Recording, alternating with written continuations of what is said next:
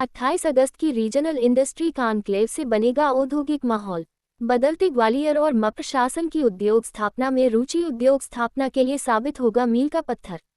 जिस तरह से ग्वालियर में 2020 के बाद विकास के नए आयाम airport elevated road western bypass और Gwalior Agra green field 6 lane highway के विकास के प्रोजेक्ट आने के बाद स्थापित बड़े उद्योगों ने अपने प्लांट में वृद्धि या नए प्लांट लगाने की शुरुआत कर दी है, जिसमें प्रमुख रूप से सुप्रीम इंडस्ट्री, सूर्या रोशनी, जेके टायर, कैडबरी आदि शामिल है। वहीं सीतापुर में एक बड़ी औद्योगिक इकाई सात्विक एग्रो जो अभी लगभग 1400 लोगों को रोजगार दे रही है, प्रारंभ हुई है। वहीं एमएसएमई टॉफी बनाने की इकाइयों के लिए जगह की मांग है, जो एक क्लस्टर बनाकर भी बसाई जा सकती है।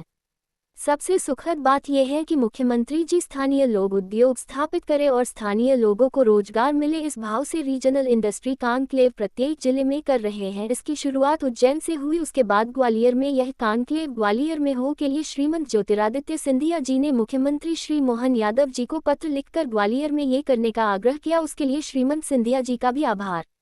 इस कॉन्क्लेव की तैयारियों की समीक्षा स्वयं मुख्यमंत्री जी कर रहे हैं, जो स्थापित उद्योगों की समस्याओं को भी बारीकी से अध्ययन कर रहे हैं। ये सुखद संकेत है, इसके लिए मुख्यमंत्री जी को धन्यवाद ज्ञापित करते हैं।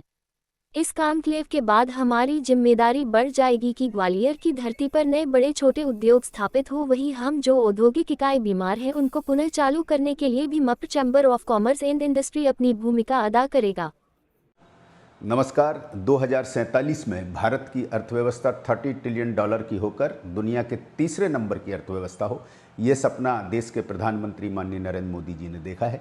मध्य प्रदेश के मुख्यमंत्री माननीय श्री मोहन यादव जी ने विकसित भारत विकसित मध्य प्रदेश का स्लोगन से नारा लेकर आगे बढ़े हैं।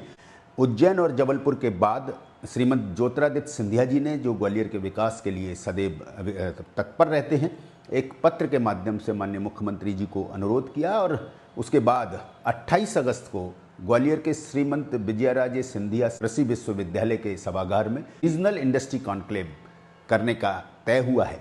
28 अगस्त को ये कॉन्क्लेव होने जा रहा है। इसकी बहुत तैयारियां चल रही हैं। माननीय मुख्यमंत्री जी खुद इसकी तैयारियों का जायजा ले रहे हैं।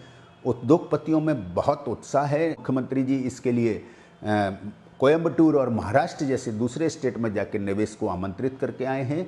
ग्वालियर के अंदर औद्योगिक माहौल बन चुका है, ग्वालियर के अंदर औद्योगिक क्षेत्र हैं, ग्वालियर के अंदर औद्योगिक निवेश की संभावना है। अभी हाल ही में हमारे यहाँ एयरपोर्ट का निर्माण हुआ है। हाल ही में भारत सरकार ने निर्णय लिया है कि एक पश्चिमी बाईपास का निर्माण करा जाए। इसके साथ ग्वालियर से आगरा 6 लेन हाईवे बनाने की बात की है, जिससे आगरा की दूरी भी कम हो जाएगी और ग्वालियर से आगरा 1 घंटे में और आगरा से दिल्ली 2 घंटे में, यानी ग्वालियर से दिल्ली 3 घंटे में पहुंचा जा सकेगा।